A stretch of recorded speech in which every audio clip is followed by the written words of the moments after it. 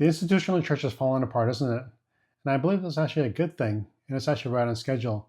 Because you look at our day and age with cultural, societal, and ideological divisions and wars going on all around us, we think that we're in the last days. And Jesus has to be coming back because it can't get any worse. But the church has been here before.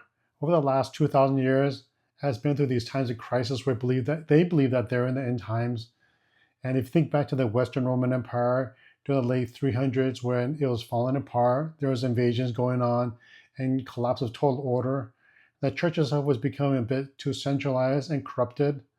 But out of that time of crisis, a seed of renewal came where the monastic movement came, a return to more disciplined, simple living, and God built a church again.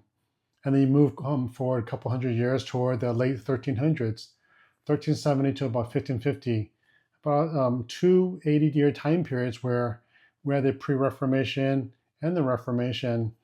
And this crisis also was because of this tension building up of the corruption of the church, indulgences, moral failures by priests, and the Protestant focus was on simply living by the word. And from that also came the radical Reformation, which was the Anabaptists, the Mennonites, the Amish. And from there came a return to a simple living in community.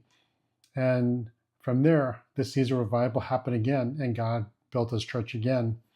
And you move forward towards 1720 to 1780s, and through John Wesley, we had the First Awakening.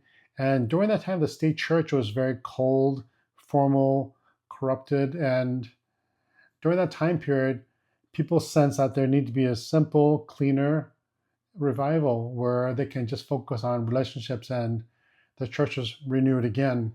So you can see this pattern. And right now in 2025, it seems like the church can't get any worse. Too much focus on money, corruption, power, legalism, and so much scandal. And I think that within our current institutional failure, we have the seeds of renewal again. And I'm part of this microchurch movement where I believe that God is finding a new way to build a church through a simple living where the old is new again, where this microchurch movement is trying to recapture how we lived back then as a church, simply in community, living life together, loving each other. And through this, I believe that God can rebuild the church for this generation going forward. And instead of focus on institutions, we focus on people and relationship. And that, again, is how God will renew his church